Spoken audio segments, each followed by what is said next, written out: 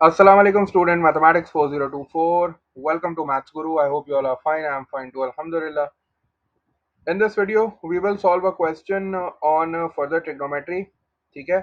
And this question has been taken from exercise 8D. D3 book है 7th edition, old one. ठीक है? जो original 7th edition है उसकी exercise 8D का this is question number 16 और 8D was all about cosine rule.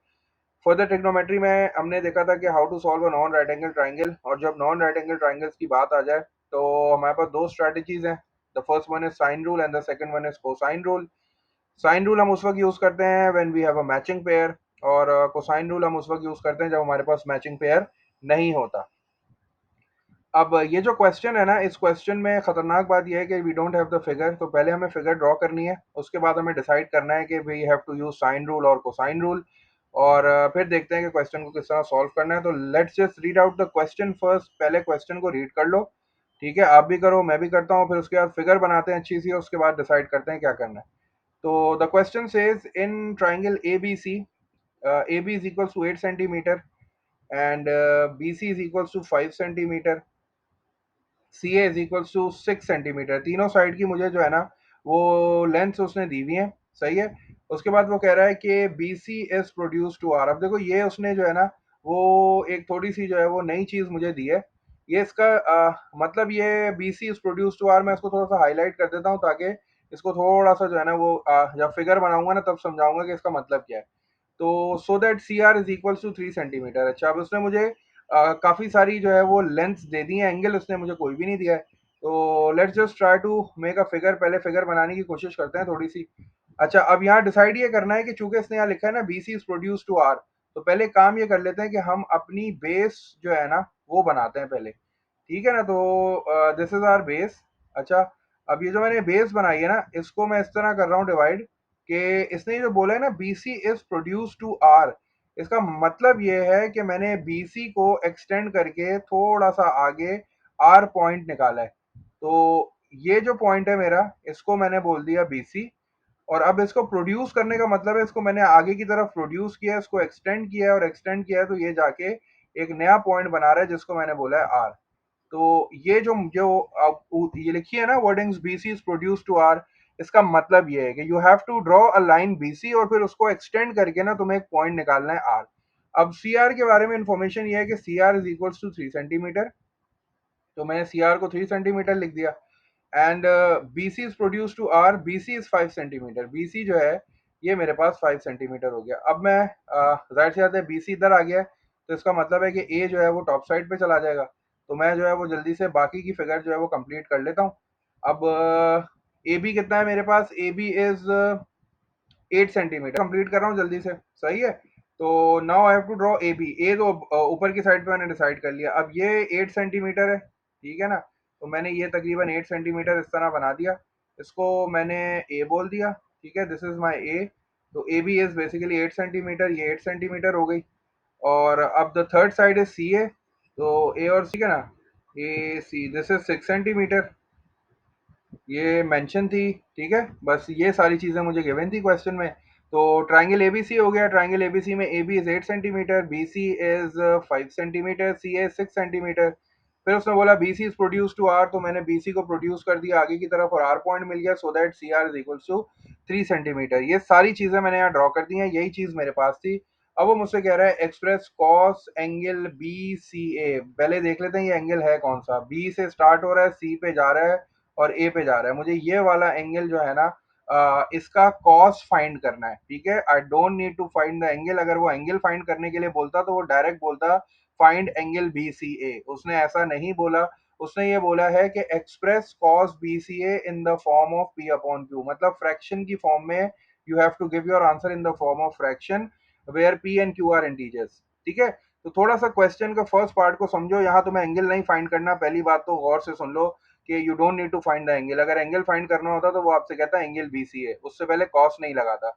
जब वो कॉस लगा देता है ना, इसका मतलब है कि तुम्हें कॉस को दूसरी साइड पे शिफ्ट नहीं करना. You need to find the value with cos. जो कॉस के साथ वैल्यू आ रही है ना, जो फ्रैक्शन आ रहा होता है बेसिकली, वो हमें फाइंड आउट करना है. अब कॉस बोल दिया उसने आपको, इसका मतलब है तुम्हें कोसाइन रूल ही यूज करना है क्योंकि साइन तो है नहीं यहाँ. ठीक है.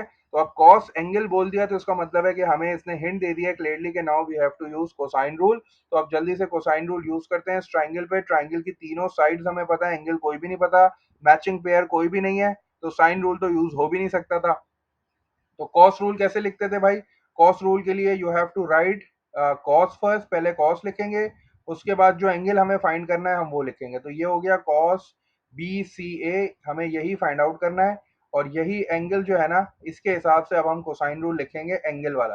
क्या था, जो भी एंगल फाइंड करना उसके सामने वाली साइड माइनस के बाद जाएगी, तो ये -8² इधर पे इधर आ गया, और जो बाकी दो रिमेनिंग साइड्स हैं वो बिल्कुल स्टार्ट में आ जाएंगी। ये 6² हो गया, फिर पॉजिटिव साइन आ गया और 5² हो गया। ठीक है, दैट वाज द पैटर्न। हम लोग पैटर्न के हिसाब से ही जो चीजें याद करते हैं, क्योंकि देखो आप फॉर्मूले को जो है ना वो अल्फाबेट के हिसाब से याद करके शिफ्ट कर लो, कोई मसला नहीं है, लेकिन पैटर्न आसान है, आसानी से जो है वो फॉर्मूला लिखा जाता है, तो फिर क्या मुश्किल है।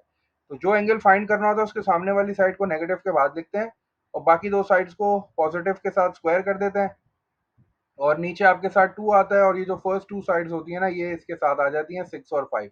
जो माइनस वाली साइड है ना वो नहीं आती नीचे। ठीक है, जल्दी से अब इसको जो है वो सिंप्लीफाई कर लेते हैं। 6² इज 36। ठीक है, 6 का स्क्वायर हो गया 36, 5 का स्क्वायर हो गया 25 और 8 का स्क्वायर हो गया मेरे पास 64। ठीक है भाई, अब इसको जल्दी से माइनस प्लस करो, और डिनोमिनेटर में क्या आ रहा है? डिनोमिनेटर में आ रहा है 6 और 5 30 हो गया, 30 का डबल 60 हो गया, तो ये मेरे पास कुछ इस तरह आ गया। सही है, और 30 और 25 कितना हो जाएगा? सॉरी, 36 और 25 हो जाएगा आपके पास 61 हो जाएगा। ठीक है, और 61 में से 64 को सब्ट्रैक्ट करोगे तो ये हो जाएगा -3 एंड दिस विल बी 60। और ये सिंपल जो है इसको रिड्यूस कर लो, सिंप्लीफाइड फॉर्म में आपका आंसर आ जाएगा -1/20। ये तुम्हारा फाइनल आंसर है, इसको तुम्हें छेड़ना नहीं है बिल्कुल, क्योंकि उसने मुझे बोला था cos of angle find out करो। तो cos of angle B C A is coming out as -1/20। ठीक है, कॉस को बिल्कुल शिफ्ट करने की जरूरत नहीं है, उसने कॉस बोला था तो आप कॉस के साथ ही इसको फाइंड आउट करोगे। तो this is your answer, first part का आंसर आ गया है। अब देखते हैं सेकंड पार्ट में हमें क्या करना है। हो सकता है इसी आंसर को यूज करना हो। मुझे कैसे पता अच्छा, मुझे कैसे पता चला इस आंसर को यूज करना है? क्योंकि यहाँ हेंस का वर्ड यूज हो रहा है। ठीक है, यहाँ हेंस का वर्ड यूज हो रहा है, इसका मतलब है कि मुझे यही वाला आंसर जो है ना वो आगे यूज करना है। ठीक है, चलो सेकंड पार्ट पढ़ते हैं। सेकंड पार्ट में कह रहा है hence find the length of A are. अब ए आर कौन सा है भाई? ए आर तो ये रहा। ठीक है, ए आर के लिए पहले मैंने क्या किया, एक लाइन ड्रॉ कर दी इस तरह। अब मुझे ए आर की लेंथ जो है वो फाइंड आउट करनी है। ए आर अब ट्राइंगल बन चुका है, लेकिन इस ट्राइंगल में प्रॉब्लम ये है कि मेरे पास ये वाला एंगल नहीं है, मेरे पास सिर्फ दो साइड्स हैं, दो साइड्स हैं और ये वाला एंगल नहीं है। अगर ये वाला एंगल मिल जाए तो फिर मैं अगेन कोसाइन रूल यूज करके ए आर निकाल लूँ।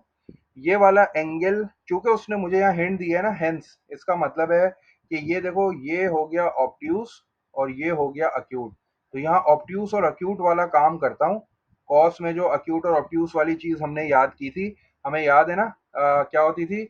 हमने इस तरह याद किया था कि कॉस ऑफ अक्यूट एंगल किसके बराबर होता है? मतलब किसी भी एंगल का अगर मैं मैं मतलब किसी भी अक्यूट एंगल का मैं कॉस निकालूंगा तो वो minus times cos of obtuse के बराबर होता है। और ऑब्ट्यूज को मैं कैसे लिखता था? ऑब्ट्यूज को मैं लिखता था 180 - a। ये रूल हमने किया था, ये रूल याद है ना? बस यही वाला रूल मैं यूज कर रहा हूँ, और यहाँ मुझे कॉस की वैल्यू निकालने की भी जरूरत नहीं पड़ेगी, मतलब मुझे एंगल निकालने की भी जरूरत नहीं पड़ेगी। ठीक है, मैं यही वाली वैल्यू को यूज कर लूंगा क्योंकि यहाँ से मुझे हेंस बोला है ना। चलो भाई, अब मैं काम ये कर लेता हूँ, पहले जो है ना वो ये वाली कॉस की वैल्यू निकाल लेता हूँ। अच्छा, ये एंगल क्या है? इसको पहले मैं ऐसे लिखता हूँ कि cos of angle B C A, cos of angle B C A किसके बराबर होगा? Cos of angle B C A किसके बराबर होगा? बी सी ए बेसिकली मेरा ऑब्ट्यूस एंगल है ना, तो ये बराबर होगा cos of minus cos of, इस एंगल का नाम भी लिख लेते हैं, इस एंगल का नाम लिख लेते हैं ए सी आर।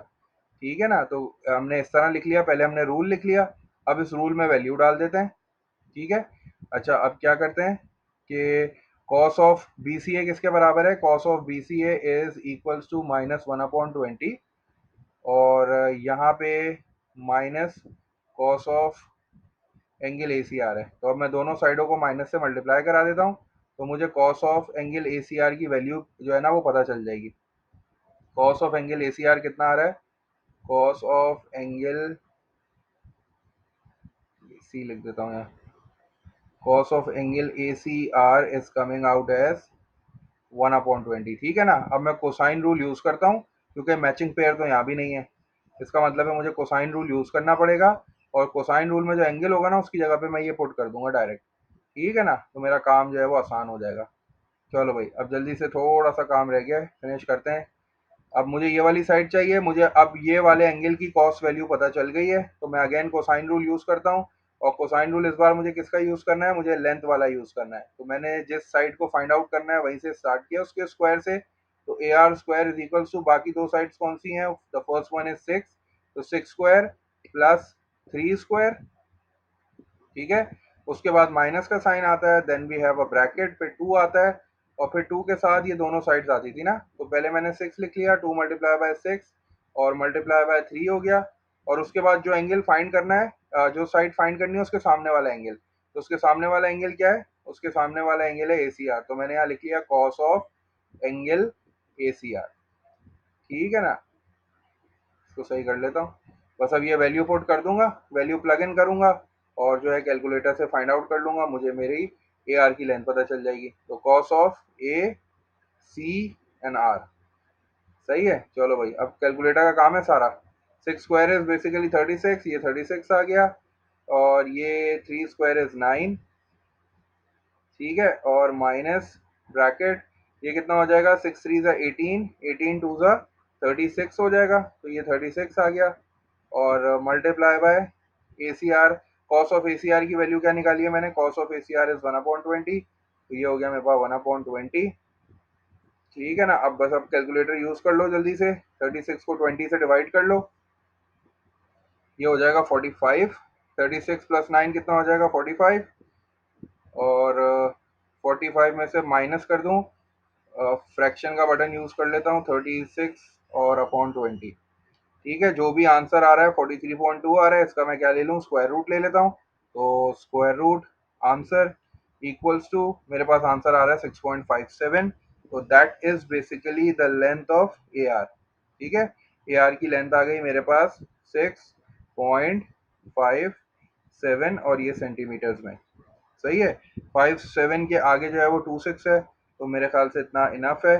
तो ये था क्वेश्चन जिसमें हमने साइन रूल, हमने कोसाइन रूल यूज कर लिया, एंगल वाला भी यूज कर लिया, और हमने लेंथ वाला भी यूज कर लिया, और हमने यहाँ अक्यूट और ऑब्ट्यूस वाला रिलेशन भी यूज कर लिया। ठीक है, तो बस ये याद रखना कि अगर हेंस बोल दे तो इसका मतलब है you have to use this answer. इस आंसर को यूज किया मैंने।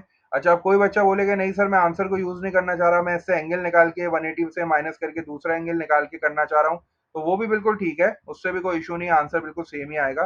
लेकिन चूंकि यहाँ उसने हेंस का वर्ड यूज किया था, तो मैंने कहा तुम्हें इस तरीके से भी करके दिखा देता हूँ।